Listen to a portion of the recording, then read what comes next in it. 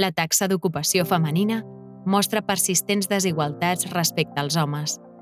Globalment, un 15% de les dones en edat laboral voldrien treballar, però no tenen feina, comparat amb un 10,5% dels homes, i aquesta bretxa d'ocupació s'ha mantingut gairebé igual entre 2005 i 2022. La bretxa salarial global continua sent rellevant. Les dones guanyen només un 77% del que perceben els homes en posicions semblants.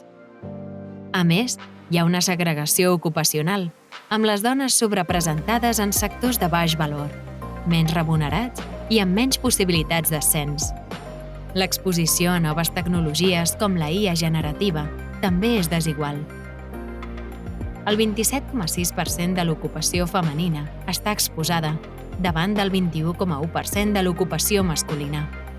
A Catalunya, la taxa d'ocupació general és del 71,3%, però la de les dones és del 66,7%, 9,1 punts menys que la dels homes.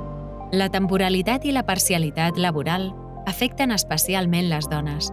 Un 20,9% treballa a temps parcial, enfront del 8,5% dels homes.